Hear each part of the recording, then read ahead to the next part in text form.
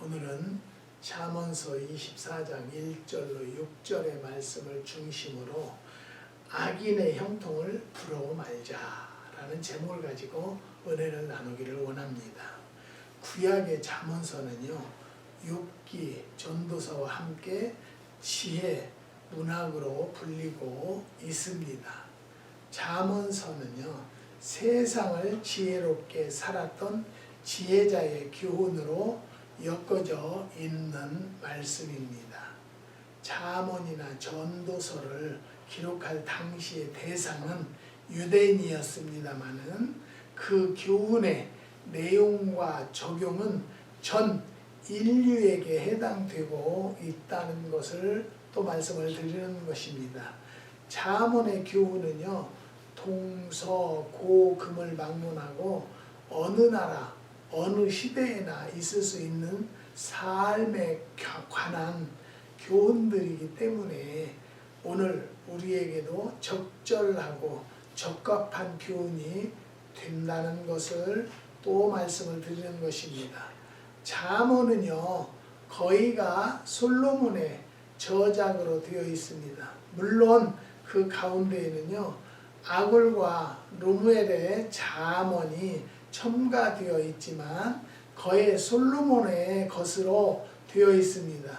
유대 랍비들은 솔로몬이 청년기에는 아가서를 저작했고 장년기에는 잠언서를, 그리고 노년기에는 전도서를 저술했다라고 보고 있습니다. 특히 1절을 주목해 볼 것 같으면 너는 악인의 형통을 부러워하지 말며 그와 함께 있기도 원하지 말지어다 라고 했습니다. 여기에서 1절 중심으로 두 가지 교훈을 생각해 보려고 하는데요. 첫 번째는요, 악인의 형통을 부러워하지 말자. 첫째 1절이 말하는 악인이 누구인가를 살펴봐야 한다는 것이죠. 한마디로 악을 일삼아 행하는 사람이 악인입니다. 악을 꾀하고 악행의 기회를 엿보고 악을 행하기를 예사롭게 여기는 사람이 악인이라는 것이죠. 그러나 솔직하게 말하면 인간의 속성은요, 모두가 악에 젖어 있습니다. 선을 배우기보다는 악을 배우는 데 빠르고 선을 행하기보다는 악을 행하는 것이 더 익숙하다는 것이죠. 남이 잘 되는 것을 질투하고 악인의 형통을 샘내는 것이 사람의 마음입니다. 인간의 본성이 본래부터 악했다는 것이 성악설이라고 하고요. 인간의 본성은 본래 선했다는 것이 성선설이라고 한다는 것이죠. 그러나 성경은요, 이렇게 정리해 줍니다. 인간은 본래 하나님의 형상대로 피조된 선하고 아름다운 존재였습니다. 그러기에 창세기 1장 31절을 보면은 하나님이 그 지으신 모든 것을 보시니 보기에 심히 좋았더라고 했습니다. 그러나 그 인간이 범죄하고 타락하면서부터 그 마음이 악하게 된 것입니다. 세상이 설정한 선, 악의 기준은 도덕적이고 윤리적인 것입니다. 예를 들면 정직하게 사는가, 법을 지키는가, 남을 해롭게 하지 않는가, 남에게 덕을 끼치는가 등이 선악의 기준이 되는 것이죠. 그러나 성경은 죄사함을 받았는가 받지 못했는가 선악이 구분된다는 것을 가르쳐주고 있습니다. 십자가에 매달렸던 강도처럼 악을 행하던 사람이라도 사함 받기만 하면 오늘 내가 나와 함께 낙원에 있으리라는 은총을 받게 되는 것입니다. 아담의 후손인 인간은요, 모두가 악인입니다. 그러나 죄사함 받는 사람은요 악인의 탈을 벗게 되고, 그렇지 못한 사람은 계속 악인으로 남게 되는 것이죠. 저는 세상을 살면서 느낀 것은 뭐냐면요, 악인의 형통, 악인이 더 형통한 것 같이 보일 때가 있어요. 악인들이 더 잘 사는 것 같이 보일 때가 있는데요, 꼭 분명히 우리가 우리 인생을 마감하기 전에요 그 악인이 망하는 것을 저는 참 많이 봤어요. 그래서 저를 깨닫는 것이, 정말로 우리는 하나님을 믿는 자라면 정말로 악인의 삶을 볼 것이 아니고 의로운 자의 삶을 바라볼 줄 알아야 되겠구나라는 것을 깨닫습니다. 그래서 항상 우리는 마음판에 말씀을 새기고 말씀으로 우리가 세상을 살아나가려고 노력하는 거예요. 저도 악인이에요. 악인 중에 한 사람이에요. 하지만 악인 중에서 벗어나려고 기도하고 찬양하고 예배 드리고 열심히 주님과 동행하려고 노력하는 것뿐이라는 것을 말씀을 드리는 것입니다. 두 번째는요, 악인의 형통이 무엇인가를 살펴보려고 합니다. 악인의 형통과 의인의 형통은요 차이점이 있는데요, 악인의 형통은 눈에 보이는 것들입니다. 예컨대 잘 먹고 잘 입고 잘 쓰고 떵떵거리며 사는 것이 악인의 형통입니다. 그러나 그것은 그 수명이 길지 못하다는 것이죠. 의인의 형통은 눈에 쉽게 보이지는 않아요. 이유는 천천히 드러나기 때문입니다. 그러나 그 수명은요 영원하다는 것, 조금 전에도 말씀을 드렸죠. 악인들은요 우리의 생명이 다하기 전에 망하는 모습을 보지만요, 의인의 형통은요 정말로 영원하기 때문에 그 사람의 삶이 많은 자들에게 본이 되고 아니면 후손들에게까지도 그 복이 이어진다는 것을 또 한 번 말씀을 드리는 것이죠. 왜냐하면 의인의 형통은요 눈에 쉽게 보이지 않는다고 그랬어요. 하지만 그 수명이 영원하다는 거예요.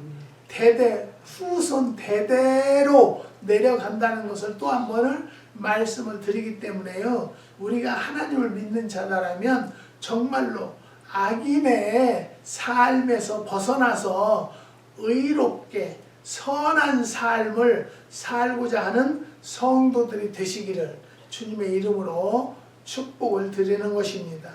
악인은 형통을 위하여 수단과 방법을 가리지 않습니다.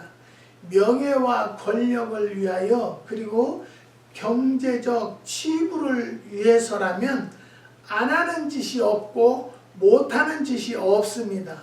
악인의 형통을 부러워하고 악을 행하게 된다는 것이죠. 악인의 형통은요 오래 못 가게 됩니다. 절대로 부러워하지 않아야 한다는 것이죠. 저는 이 간증을 참 어렵게 하는데요, 제가 너무너무 어려운 삶을 사는 중에 이웃에 사는 분이 계셨었어요. 근데 그분에는 정말로 없는 게 없고요, 네 것도 내 것이고 내 것도 내 것인 분이 계셨었어요. 그래서 너무 억울하고 분해도 내가 너무 어려우니까 힘이 없으니까 그냥 다 견디고 살았어요. 그런데요 그 삶, 그 사람의 삶을 보니까요 몇 년 안 되니까 가정이 깨지고 뭐 파탄이 일어나는 것을 저는 보았기 때문에, 여러분 우리는요 우리 생애라도 정말로 선한 삶을 살려고 노력하는 모습이라도 보여지자라는 거죠. 7월 3일 날 재판이 있는데요, 내가 생각은 어떻게 그럴 수가 있을까? 1년 8개월이니까 20개월을요 한 번도 렌트비를 안 냈어요. 안 내고 전기세, 수도세도 내가 정말로 어려운 중에도 다 계속 결제를 하고 그렇게 해서 이제 도저히 안 되겠길래 변호사를 사서 내쫓는 일에서 나가고 나서는요, 이사 비용을 달라는 거 이제 수를 한 거예요. 그래서 나는 어이가 없어서 이제 그 판사가 나를 나오라고 한다고 해서 나갔어요. 근데 이 이름이 뭐냐 해서 이름만 댔어요. 그리고는 일주일 나한테는 안 물어보니까 그 사람한테만 자꾸 너 왜 그랬냐, 왜 어쩌냐, 그러니까 뭐 8개월간을 렌트비를 냈다고 한다는 거예요. 그래서 8개월은 그냥 8일치도 안 냈어요. 그런데 어떻게 그럴 수가 있을까? 그래서 어느 우리 권사님이 에이전트를 오래 한 에이전트한테 그렇게 얘기했더니 그 사람이요, 제대로 하면 영창 갈 사람이에요. 그러니까 목사님, 우리는 하나님을 믿으니까 하나님이 해결해 주시죠. 사랑하는 성도 여러분, 하나님이 해결해 주실 것을 저는 믿습니다. 나는 내가 잘못했는데 하나님이 이겨주세요. 하나님 역사해 주세요. 내가 악한 삶을 살면서도 하나님 내 편을 들어주세요. 저는 그렇게 기도하지는 못해요. 하나님, 저는 주님의 뜻대로 살기를 원합니다. 의로운 삶을 살기를 원합니다. 어떤 분이 우리 제품을 막 뭐 이것저것 사가지고 누구를 준대요. 어려운 사람을 준대요. 그래서 내가 그랬어요. 집사님, 그 무조건 주는 것은 아니다라고 생각을 한다. 집사님의 정말로 어려운 돈을 내가면서 그 사람을 물건 사다 주고, 나는 팔으면 좋겠지요. 그렇지만 그런 식으로 팔로가 팔리는 것은 저는 원하지 않는다. 왜 그러냐면 내가 이것을 처음에는요, 그리스도의 향기를 풍긴다 해서요, 많은 사람에게 그냥도 줬어요. 많이 돌려줬어요. 그랬는데요, 그냥 준 사람들은요, 한 사람도 땡큐라는 말을, 내가 꼭 땡큐를 듣기 위해서 이런 걸 주는 건 아니에요. 그리스도의 사랑으로 주는 자가 되라고 하니까 주려고 했는데요, 이걸 거저 주지 않아요. 그럼 귀하게 생각하지 않아요. 그리고 열심히 이렇게 아침 저녁으로 꼭 식후에 드세요. 얼마 있다가 그거 잘 드셨어요? 안 먹었어요. 먹기가 너무 쉬고 어찌고 해서 안 먹었대요. 그러셨어요. 그냥 그 자리에서 그러면 그 나를 다시 돌려주세요. 그러고 싶어요. 나는 그걸 만들기 위해서 참 이 젊음이 다 늙었어요. 늙고 이제 힘이 다 빠졌어요. 그 정도로 저는 최선을 다해서 드리는 건데, 그렇게 받아들였다라면 다시 돌려받고 싶어요. 그래서 내가 이 집사님한테 거저 주면은 그 쉽게 먹지 않는다. 그래서 나더러 뭐 계란 2개 먹고 뭘 먹었는데 여기가 걸려 있는데 여기가 너무 아프다고 한대요. 그래서 내가 매실 식초로, 매실 효소는 설탕이 들었으니까 혹시 모르니까 식초로 드시면 좋을 텐데, 그때 그걸 먹으니까 너무너무 아프다고 그런대요. 그래서 병원에 가보니까 식도암인 것 같다고 한다는 거예요. 그래서 식도암이라도 그것을 먹어주면 좋을 텐데, 그렇게 오는 그런 거, 그러니까 거저 주지 말라고, 나는 거저 그렇게 가치 없이 그렇게 하고 싶지는 않다 그랬더니 좀 그런 것 같아요. 그래요. 사랑하는 성도 여러분, 우리는요, 악인이 잘 되는 것 같이 보여지지만요, 그 악인들을 한번 보세요. 하나님은요, 그냥 그걸 덮어두시는 하나님이 아니기 때문에 우리가 하나님을 믿는다는 것을 믿으시기 바랍니다. 그렇기 때문에 우리가 이 생을 마감하기 전에 그 악인이 망하는 꼴을 보고 세상을 마감할 때가 많다는 것을 우리는 깨닫고 말씀을 드립니다. 그게 두 번째요. 그와 함께 있기도 원하지 말라는 거예요.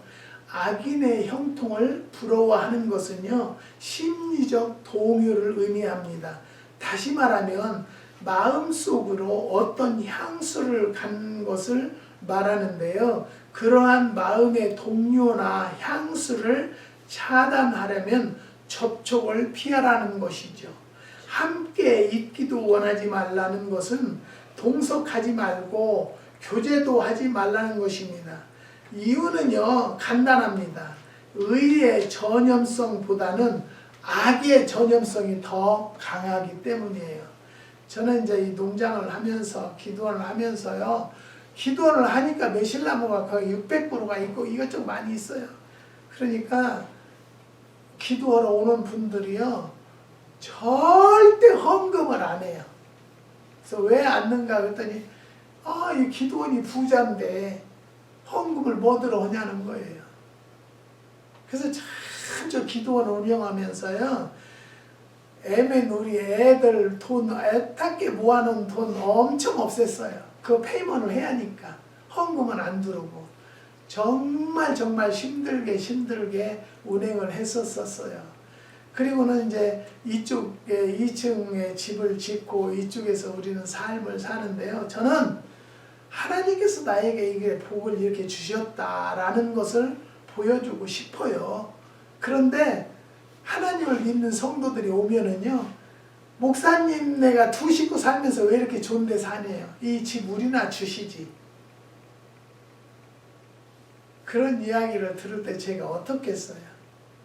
저는요, 정말로 주님과 동행하려고 안 자고 안 먹고 최선을 다해서 하나님의 나의 중심을 보시고 이러한 축복을 주셨다라는 것을 성도들에게 보여주고 싶어요.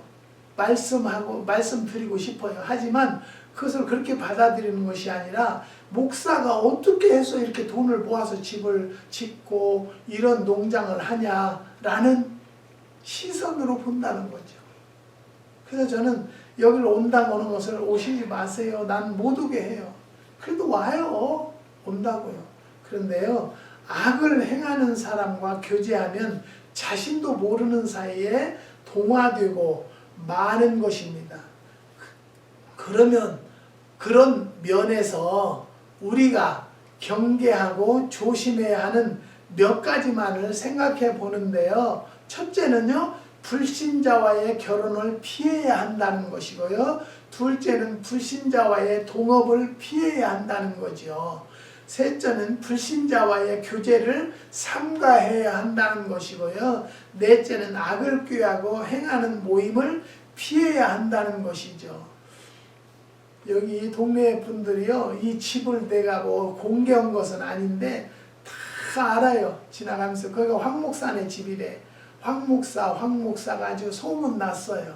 근데 저는요, 내가 누구한테 헌금을 받아서 이렇게 사는 것도 아니고 하나님께서 때에 따라 역사하시고 도와주심으로 여기까지 왔다라는 것을 말씀을 드리는 것입니다. 그래서 처음에는 교제도 하고 이웃에 밥도 와서 먹자고 하고 우리가 음식도 해서 대접을 하고 했는데요. 그게 아니에요. 돌아서면 그 집의 장 맛을 본 사람이 그 집 흉을 본다고 안 되겠더라고요. 그래서 일절 교제를 안 갖는 것이, 그것도 저는 마음으로는 좀 걸려요.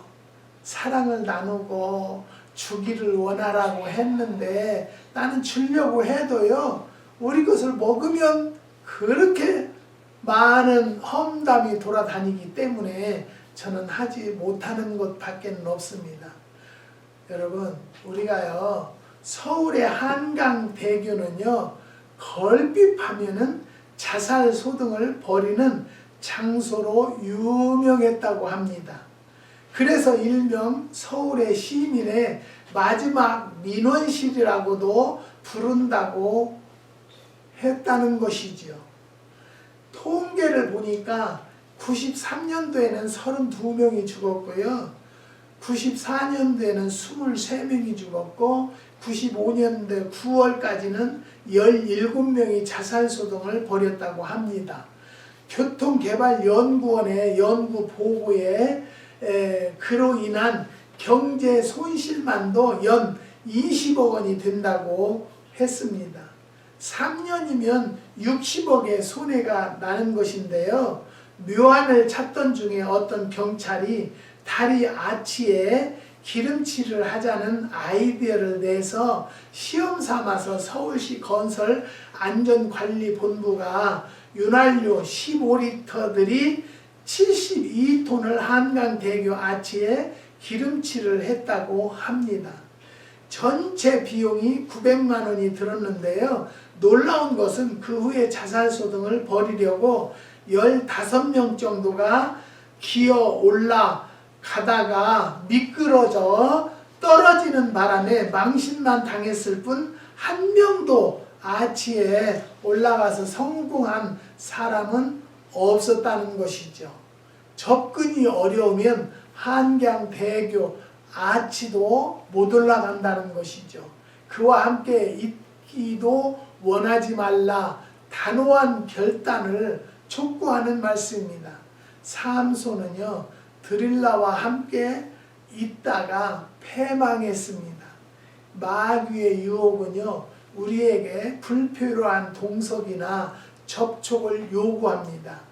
그리스도인은요 교회에 나와서 하나님의 백성들과 만나 교제하고 기도하기를 힘써야 한다는 것이죠. 그런데 요즘에 교회도요 나가면은 서로 헐뜯고 비판하는 일이 얼마나 많은지 몰라요. 여러분 나는 깜짝 놀라는 것은요 요즘에 또 얘기하는데요 어떤 목사님께서 대통령 영부인에게 300만 원짜리 가방을 주고 가방 줬다 뭐 어쩌다 여러 소리를 해요. 저는 그래서 그 방송을 보면서 그랬어요. 저 목사님은 도대체 어디서 무슨 목회를 하는 거야.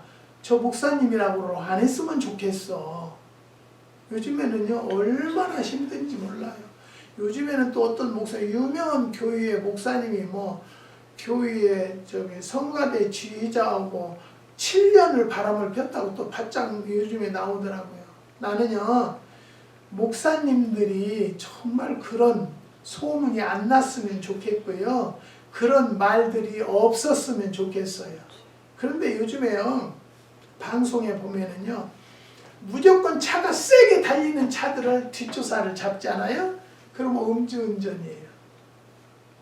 여러분 우리가요 세상의 법에서 하지 말라는 것을 하면 법에 어긋나는 일을 하는 거예요.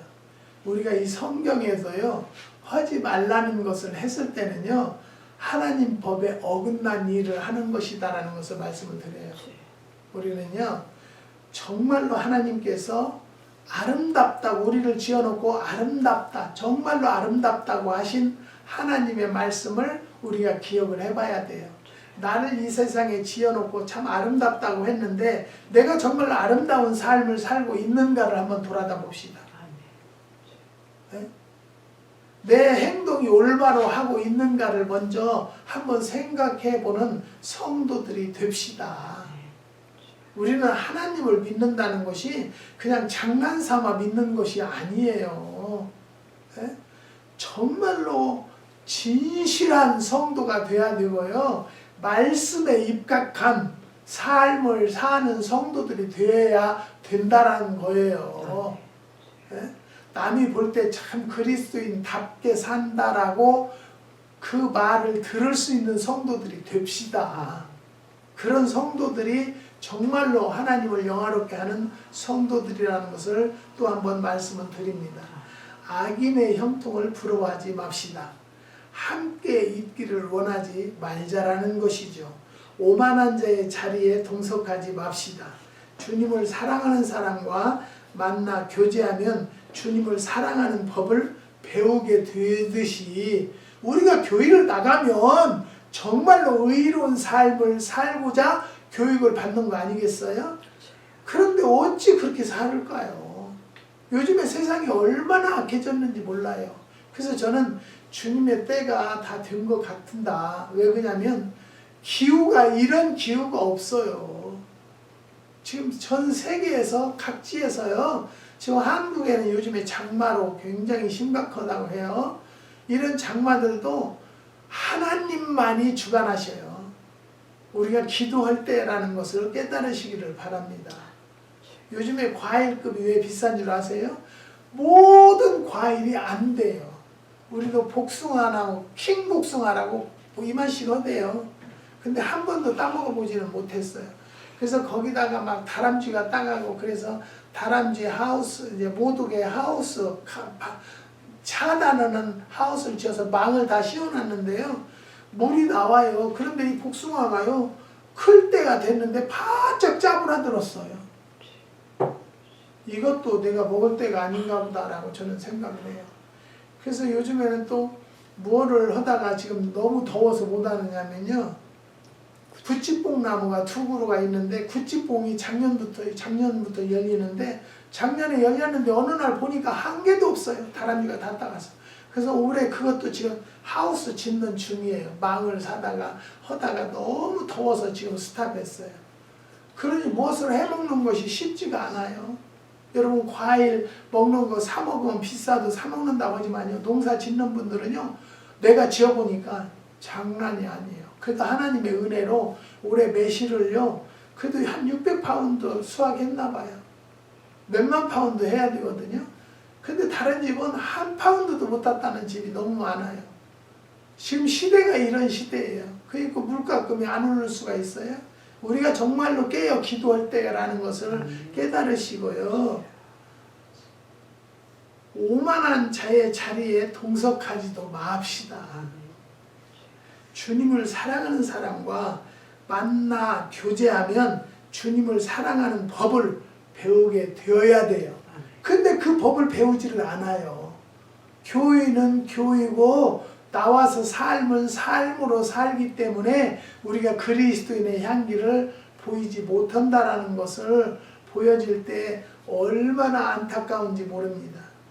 그것이 바로 그리스도인의 아름다운 삶이라는 것을 말씀을 드립니다. 사랑하는 성도 여러분, 우리는 오늘 이 말씀을 듣는 성도 여러분들만이라도 그리스도인답게 사는 성도들이 됩시다. 그래서 정말로 하나님께 영광을 드리고 많은 이 세상에서 그리스도인다운 모습을 보여지는 성도들이 되시기를 주님의 이름으로 축원드립니다. 기도하십니다. 하나님 감사합니다. 악인의 형통을 부러워 말자라는 말씀을 상고해 보았습니다. 하나님, 우리는 그리스도인답게 선한 삶을 사는 성도들이 되기를 원합니다. 주님 도와주시고 인도하여 주시옵소서. 아버지, 오렌지 카운티의 권사님은 아들의 잉태를 기념하고 기쁨을 맞이했는데 잘못되었다고 합니다. 하지만 하나님의 뜻이로 하나님께서 더 좋은 후손을 주시기 위함인 줄을 믿고 감사와 영광을 돌립니다. 하나님 역사하여 주시옵소서. 한국의 6가정을 위하여 기도하오니 그 6가정마다 기도의 제목을 하나님이 들으시고 속행하여 주시옵소서. 7월 3일 재판위에도 주님이 함께 하셔서 하나님이 뜻대로 되게 해주시고 하나님은 의로운 판단을 이루어 주셔서 판사에게 지어명절 더하여 주셔서 7월 3일날 잘 해결될 수 있도록 인도하여 주시옵소서. 아버지, 사업을 놓고 기도하는 사람이 있고요. 건강을 위해서 기도하는 가정들이 있사오니 역사하여 주시고 인도하여 주시옵소서. 한국의 김종희 집사님 가정도 하나님께서 하늘문을 열어 축복하여 주시고 영광이 드러나는 가정으로 역사하여 주시옵소서. 아멘. 주님께서 축복 주심을 감사를 드리며 예수님의 이름으로 기도드리옵나이다. 아멘. 아멘.